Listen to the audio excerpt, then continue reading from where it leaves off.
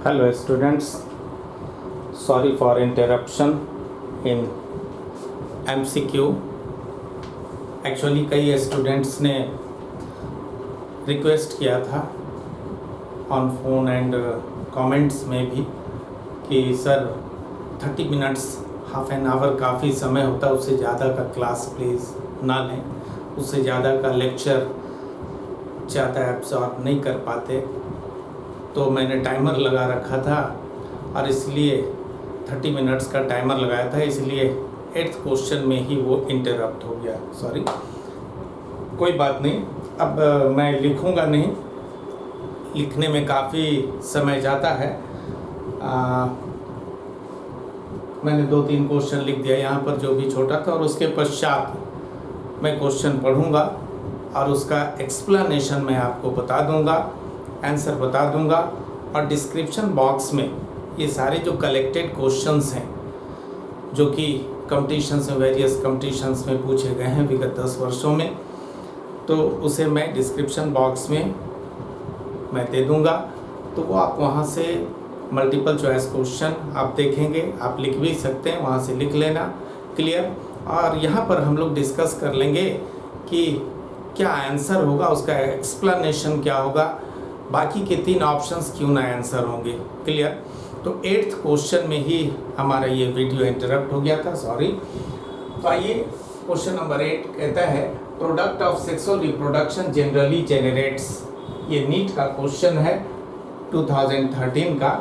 तो इसमें कहते हैं कि ये जो सेक्सुअल रिप्रोडक्शन का जो प्रोडक्ट है वो क्या जनरेट करता है। ऑप्शन ए कहता है कि प्रोलॉन्ग डॉर्मेंसी। ऐसा है नहीं, डॉर्मेंसी मीन इनएक्टिव स्टेज। तो ऐसा नहीं है कि कोई बच्चे जन्म लेते हैं तो वो चले जाते हैं डॉर्मेंसी में, ऐसा कभी आपने नहीं देखा होगा, इसलिए ये नहीं होगा आंसर। ऑप्शन बी है new genetic combinations leading to variation. New genetic combinations, बिल्कुल यही होता ही है कि सेक्सुअल रिप्रोडक्शन में हम लोग कहते हैं कि 2 पेरेंटल कैरेक्टर्स का वहाँ कॉम्बिनेशन हो गया। क्लियर। और उसके कारण न्यू वैरायटी का आपने कहा था कि निर्माण होता है, और उसी के कारण ये जो वेरिएशन उत्पन्न हुआ वही सेक्सुअल रिप्रोडक्शन काउज करता है। तो निश्चित रूप से इसका आंसर बी होगा, ये आंसर बी ही होंगे। सी कहता है लार्ज बायोमास। ऐसा थोड़ी है कि किसी एनिमल या प्लांट का जो सीड है वो वृक्ष की तुलना में बायोमास अधिक है, ऐसा नहीं होता है। एनिमल में भी बच्चे देखें तो बायोमास कम है। और डी कहता है लॉन्गर वायबिलिटी ऑफ सीड्स।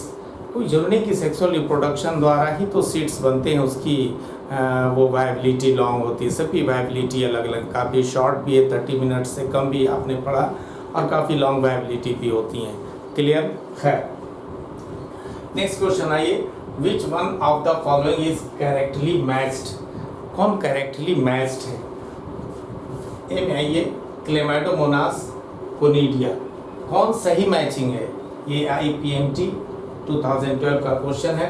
तो क्लेमाइडोमोनास में कोनिडिया बनता नहीं है, कोनिडिया का निर्माण होता है, हम लोग पढ़ चुके हैं पेनिसिलियम में, ईस्ट ज़ूस्पोर्स। ये भी रॉन्ग है, ईस्ट में कभी ज़ूस्पोर्स का फॉर्मेशन नहीं होता है, onion bulb, this is right.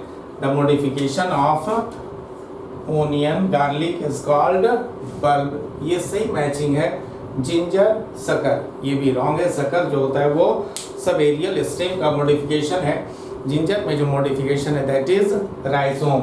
ये क्वेश्चन नंबर 9 हो गया।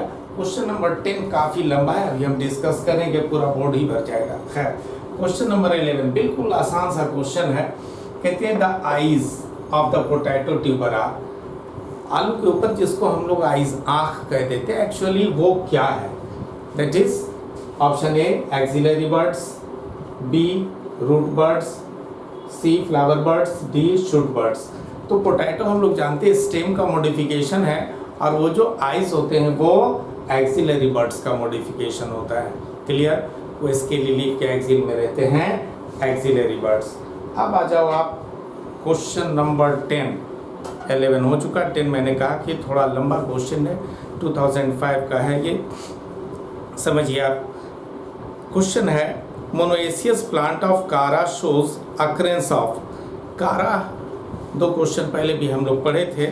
तो कहते हैं मोनोएशियस प्लांट ऑफ कारा शोज अक्रेंस ऑफ, कारा का जो मोनोएशियस प्लांट है उसमें क्या उपस्थित रहते हैं। Option A stamens and carpels on the same plant, कहता है कि स्टेमन और कार्पेल एक ही प्लांट पे होता है।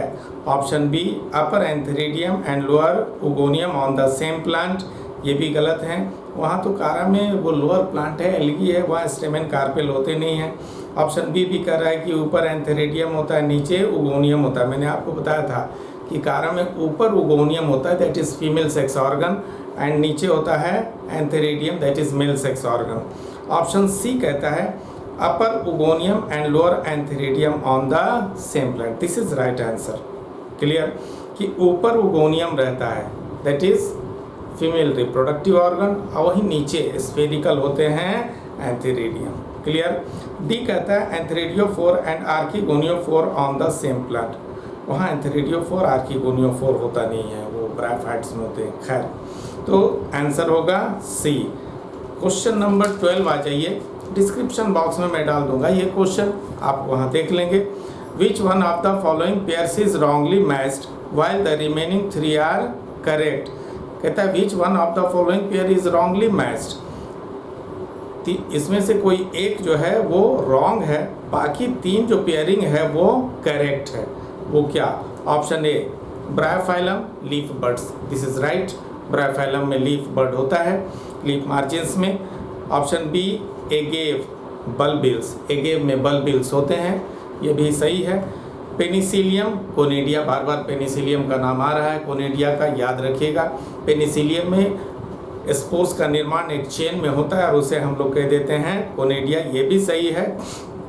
Option D water hyacinth runner, this is water hyacinth, that is Eichhornia, उसमें जो मॉडिफिकेशन होता है उसको हम लोग कह देते हैं ऑफसेट, याद कीजिए। वाटर सरफेस पर स्पेशल स्टेम ब्रांच का फॉर्मेशन होता है, और ये कह रहे हैं वाटर हायासिंथ रनर, तो ये गलत है, आंसर होगा डी।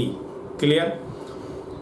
13 आइए, in which of the following pair both the plants can be vegetatively propagated by leaf buds, जो कुछ 4 ऑप्शंस हैं उसमें प्रत्येक ऑप्शंस में 2-2 प्लांट्स का नेम है, और हमको बताना है कि किसमें प्रोपेगेशन उन दोनों पौधों में बर्ड्स द्वारा होता है, लीफ बर्ड्स द्वारा, जैसे ब्रायोफाइलम आपने कहा। ऑप्शन ए एगेव एंड कलंचू, ये गलत है, कलेंचू में तो होता है बट एगेव में आपने पढ़ा होता है बल्बिल्स द्वारा। ऑप्शन बी ब्रायोफाइलम एंड कलेंचू, ये सही आंसर है। ये कलेंचू भी जो है वो सकुलेंट प्लांट है, आप पढ़ेंगे फिजियोलॉजी में, फ्लेशी प्लांट्स हैं। तो ब्रायोफाइलम और कलेंचू इन दोनों में ही वेजिटेटिव प्रोपेगेशन की क्रिया होती है लीफ बर्ड्स द्वारा। Option C asparagus and Bryophyllum, asparagus में ऐसा नहीं होता है, रॉन्ग।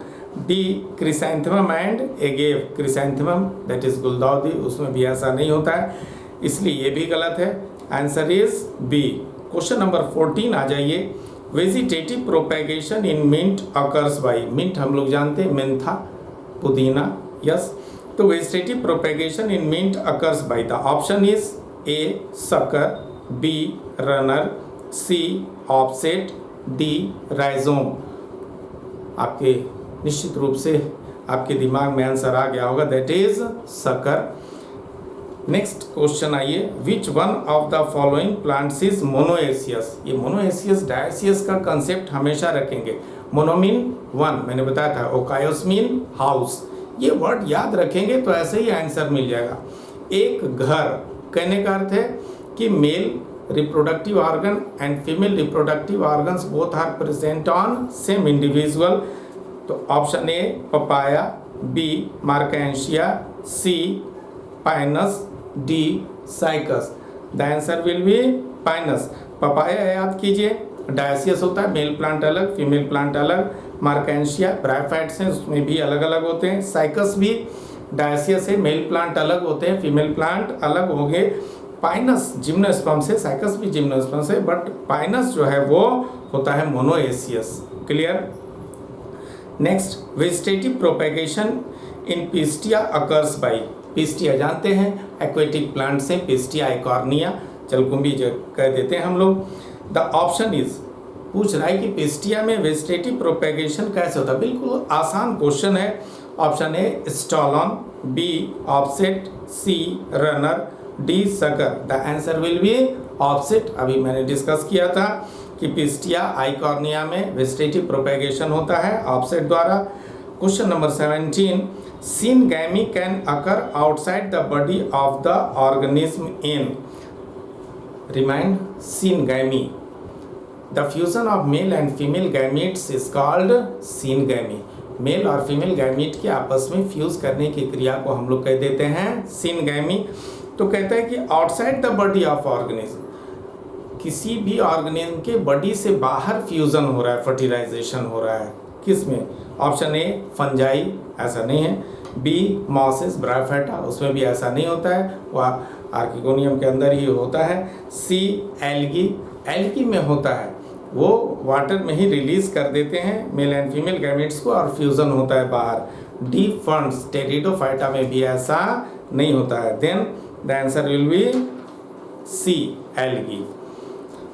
नेक्स्ट क्वेश्चन हम लोग आ जाएं, development of egg without fertilisation is called. बिल्कुल आसान सा क्वेश्चन है कि बिना फर्टिलाइजेशन के ही यदि एग डेवलप करता हो, एक ऑर्गेनिज्म का निर्माण करता हो, तो उसे हम लोग क्या कहते हैं? आपके दिमाग में बिल्कुल आ गया होगा answer. Option A parthenocarpy, B polyembryony, C parthenogenesis and D adventive embryo. चारों ऑप्शंस देखें हम लोग। पार्थेनोकार्पी कहते हैं the development of fruit without fertilisation, बिना फर्टिलाइजेशन के ही यदि ओवरी ग्रो करता है, एक फ्रूट का निर्माण करता है, तो उसे हम लोग कह देते हैं पार्थेनोकार्पी। बी है polyembryony, the formation of more than one embryo in an ovule, एक ही सीड में यदि एक से अधिक एम्ब्रियो उपस्थित है, उसे हम लोग कहते हैं पॉलीएम्ब्रियो। कोई मतलब नहीं है इस क्वेश्चन से। Parthenogenesis, this is the answer. आप कहते हैं कि यदि बिना फर्टिलाइजेशन के एक ग्रो करता हो और एक ऑर्गेनिज्म का निर्माण करता हो, इट इज कॉल्ड पार्थेनोजेनेसिस।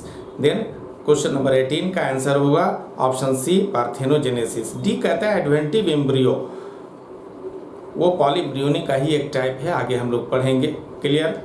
19 में आ जाइए, in monocots grafting is almost impossible because they lack. Monocots में कहते हैं कि ग्राफ्टिंग की क्रिया, ग्राफ्टिंग हम लोग पढ़े थे कि किसी एक प्लांट का जो स्टेम कटिंग है उसको दूसरे रूटेड प्लांट से लाकर हम लोग अटैच कराते हैं। तो कहते हैं कि मोनोकॉट्स में ग्राफ्टिंग संभव नहीं है। क्यों? उसमें क्या कमी है, क्या एब्सेंट है? Option A cambium, B ground tissue, C vascular bundle, D parenchymatous cells. देखिए the answer is cambium. Cambium हम लोग टिश्यू में पढ़े, प्लांट टिश्यू कि जाइलम फ्लोएम के बीच कुछ मेरिस्टेमेटिक सेल्स होते हैं, थिन वॉल्ड सेल्स होते हैं, दैट इज कैम्बियम। और वही कैम्बियम का सेल्स जब डिवाइड करता है तो secondary xylem and secondary phloem का निर्माण करता है। चूंकि मोनोकॉट्स में कैम्बियम नहीं है तो सेल डिवाइड नहीं कर पाता है और वो स्टेम अटैच नहीं कर पाता है। क्लियर। तो आंसर हो जाएगा कैम्बियम। नेक्स्ट आइए, animals giving birth to young ones are. वैसा एनिमल जो फुल्ली डेवलप्ड बेबी को जन्म देते हैं उसको हम क्या कहते हैं? थोड़ा सा आपने आंसर जो सोचा होगा वो होगा नहीं, समझिए। ऑप्शन ए कहता है ओविपेरस। आप कहेंगे बिल्कुल नहीं होगा सर, ये एग लेइंग एनिमल्स को हम लोग कह देते हैं ओविपेरस। ओवोविविपेरस, इसको अभी हम देखेंगे। सी कहते हैं विविपेरस। विविपेरस आप कहते हैं कि वैसा एनिमल जो फुल्ली डेवलप्ड बेबी को जन्म देते हैं। आप कहेंगे आंसर ये होगा, but the option D is both B and C. Answer होगा both B and C. Ovoviviparous shark के कुछ स्पेसीज में होते हैं। उसमें होता क्या है कि एग यूटेरस के ओविडक्ट के एक कहिए कि मॉडिफाइड पोर्शन में वहाँ उसकी हैचिंग होती है और योग द्वारा न्यूट्रिशन होता है और उसके पश्चात वह फुल्ली डेवलप्ड बेबी को जन्म देता है। This condition is called ovoviviparous. तो वो भी फुल्ली डेवलप्ड बेबी को जन्म दे रहा है, और विविपेरस कंडीशन में भी फुल्ली डेवलप्ड बेबी का ही जन्म हो रहा है। Hence the answer is both B and C. Clear. Question number 21, Hydra reproduces asexually through, ये तो बिल्कुल आसान सा क्वेश्चन है, पीएमटी का ही क्वेश्चन है ये, राजस्थान प्री मेडिकल टेस्ट का। तो कहते हैं कि हाइड्रा एसेक्सुअली किसके द्वारा रिप्रोडक्शन करता है? फ्रैगमेंटेशन नहीं होगा, बर्डिंग बी में है, यही होगा, बर्डिंग करते हैं। सी बाइनरी फ्यूजन, ये भी नहीं होगा। स्पार्युलेशन, ये भी नहीं होगा। Clear. Question number 22, regeneration of a plant cell to give rise to new plant is called. कोई भी एक प्लांट सेल एंटायर प्लांट का, संपूर्ण पौधे का निर्माण करता है, इसे हम लोग क्या कहते हैं? ये ओडिशा मेडिकल का क्वेश्चन है। Option A reproduction, B budding, C totipotency, D grafting. निश्चित रूप से आपको याद आ गया होगा कि इसे हम लोग कह देते हैं टोटिपोटेंसी। मैंने बताया था कि only plant cell has ability that it gives rise to entire plant, and this ability of plant is called totipotency. Clear. Question number 23, air layering is performed in case of air layering। याद कीजिए, recall कीजिए कि आपने कहा था कि air layering करते हैं कि वैसे प्लांट्स में जिसका स्टेम काफ़ी थिक होता है, हार्ड होता है, उसको हम आसानी से बेंड नहीं कर पाते हैं। क्लियर। अब ऑप्शन निश्चित आप बताएंगे। ऑप्शन ए जैस्मिन नहीं होगा, बी ग्रेप्स नहीं होगा, बिल्कुल उसके जो स्टेम होते हैं क्लाइंबर्स लाइक होते हैं। गूसबेरी, ये भी नहीं होगा। ऑप्शन डी लीची। निश्चित रूप से आंसर यही होगा लीची, चूँकि वो स्टेम काफ़ी हार्ड है, थिक है, इसलिए उसमें वो गर्डलिंग की क्रिया करते हैं और चारों ओर गुट्टी का निर्माण करते हैं, तो एक नए पौधे का निर्माण होता है। खैर, नेक्स्ट आ जाइए। Question number 24, which route will form a new plant. किस पौधे का, एकदम बिल्कुल आसान सा क्वेश्चन है, किस पौधे का रूट जो है वो एक न्यू प्लांट का निर्माण करेगा? Option A ficus, that is याद आ गया होगा, पीपल, बनियान ट्री, बरगद, रबर ट्री। इसमें तो ऐसा होता नहीं है कि उसका रूट जो है एक नए प्लांट का निर्माण करता है, ऐसा नहीं होता है। डालिया, दिस इज द आंसर। हम लोग गार्डन में डालिया लगाते हैं विंटर सीजन में, एक प्लांट में एक बड़ा सा फ्लावर होता है डालिया का। क्लियर। उसमें रूट का स्वीट पोटैटो डालिया, मैंने बताया उसके फ्लेशी रूट्स पर बहुत सारे बर्ड्स होते हैं, and each bud grows to form a new plant.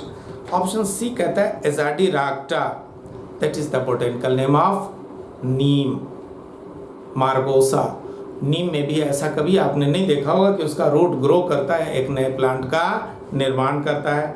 And option D is rose, ये भी गलत है। तो 24 क्वेश्चन जो है 24th, उसका आंसर बी होगा dahlia. Clear. Question number 25, corm is used as a means of vegetative multiplication is. Corm जो है वो किस प्लांट में वेजिटेटिव प्रोपेगेशन का कार्य करता है? ऑप्शन ए जिंजर नहीं होगा, आपने कहा कि उसके मॉडिफिकेशन को कह देते हैं rhizome. Amorphophallus, the botanical name of elephant foot, जिसको हिंदी में ओल, सूरन एमपी में कहते हैं। एमॉर्फोफैलस। सी बनाना नहीं होगा, डी पाइनएप्पल नहीं होगा। एमॉर्फोफैलस में एलिफेंट फुट, ओल, उसमें जो स्टेम का मॉडिफिकेशन है उसी को हम लोग कह देते हैं कॉर्म, और उसी के द्वारा वेजिटेटिव प्रोपेगेशन होता है।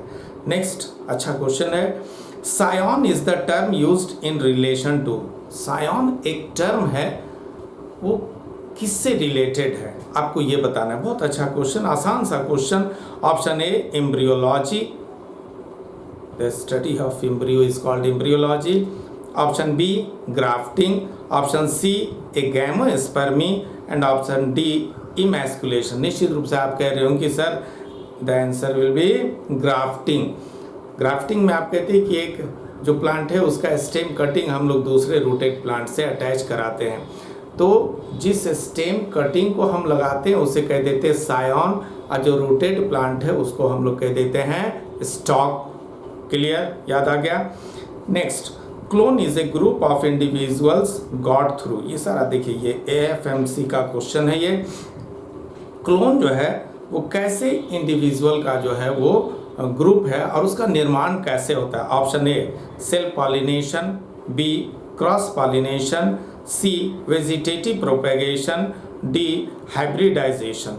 निश्चित रूप से आंसर होगा वेजिटेटिव प्रोपेगेशन, है ना। वेजिटेटिव प्रोपेगेशन में मैंने आपको बताया था कि एक रोज़ प्लांट है, उसका आपने 100 वो पीस काटा है स्टेम का और उसको दूसरे स्थानों पर उसका सोइंग कर दिया, उसको लगाया गया। निश्चित रूप से वो रेड रोज़ का स्टेम कटिंग है, तो सारे जो 100 आपने वो उसके स्टेम कटिंग्स लगाए, उसका जेनेटिक कंस्टिट्यूशन बिल्कुल सिमिलर होगा। और वैसा ऑर्गेनिज्म का ग्रुप जिसका जेनेटिक कंस्टिट्यूशन बिल्कुल सिमिलर होता है उसी को हम लोग कह देते हैं क्लोन। तो ये वेजिटेटिव प्रोपेगेशन द्वारा ही हमको मिल सकता है। Question number 28, one of the following is not a method of asexual reproduction. कौन इसमें से एसेक्सुअल रिप्रोडक्शन का एक मेथड नहीं है, ये गौर करना है। Option A cutting, this is vegetative reproduction. Grafting, ये भी वेजिटेटिव रिप्रोडक्शन है। बडिंग, ये भी वेजिटेटिव रिप्रोडक्शन है। एंड कंजुगेशन, आंसर होगा कंजुगेशन। ये भी क्वेश्चन AFMC का है। मैंने आपको बताया था कि क्वेश्चन सारा बिल्कुल हार्ड नहीं होता है, कहीं भी मेडिकल कंपटीशन में ही 10-20 क्वेश्चन ही ऐसे होते हैं अप टू 20% जो थोड़ा कंफ्यूजिंग या कहें हार्ड होता है। उसी के लिए उसी पर थोड़ा सा ध्यान देना है आपको, है ना।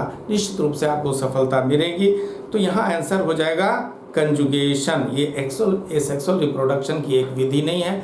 कंजुगेशन स्पायरोगायरा में होता है, बैक्टीरिया में होता है ना। वो सेक्सुअल रिप्रोडक्शन का एक मेथड है conjugation.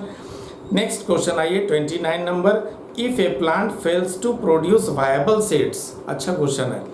If a plant fails to produce viable seeds, कोई भी प्लांट है वो वायबल सीड प्रोड्यूस नहीं कर पा रहा है, this could best B grown by, तब उस पौधे को प्रोपेगेट कैसे करेंगे, अच्छी तरह उसकी संख्या को हम लोग कैसे बढ़ाएंगे, चूंकि वो वायबल सीड का निर्माण ही नहीं कर रहा है।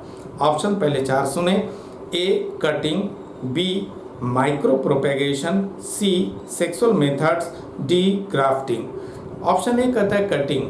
सभी प्लांट में ऐसा नहीं है कि उसके स्टेम कटिंग को आप लगाएंगे तो वो ग्रो कर जाएगा। ये पैडी है, व्हीट है, क्या उसके स्टेम कटिंग को आप ग्रो करा सकते हैं? नेवर। क्लियर? तो ये आंसर नहीं होगा। माइक्रो प्रोपेगेशन मैंने आपको बताया था, दैट इज टिश्यू कल्चर। यदि टिश्यू कल्चर द्वारा हजारों पौधों का निर्माण एक साथ किया जाता हो, दैट इज माइक्रो प्रोपेगेशन।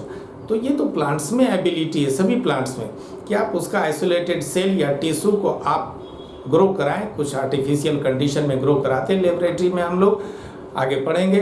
तो वो ग्रो करता है और एक नए प्लांट का निर्माण करता है। तो वैसा पौधा जिसमें सीड्स का फॉर्मेशन हो ही नहीं रहा, अगर उसको प्रोपेगेट कराना है, the best method is micro propagation अर्थात tissue culture. Clear? Question number 30, chromosomal sets of zygotes. मैं बराबर कहता हूं कि हैप्लॉइड डिप्लॉइड का कंसेप्ट रखिए, ये क्वेश्चन आता ही है। अब कहता है कि जाइगोट का क्रोमोसोमल सेट क्या होगा। Option A N, B 2N, C 3N, D 4N। निश्चित रूप से आप कहेंगे कि सर बिल्कुल आसान सा क्वेश्चन है ये, डिप्लॉइड होगा।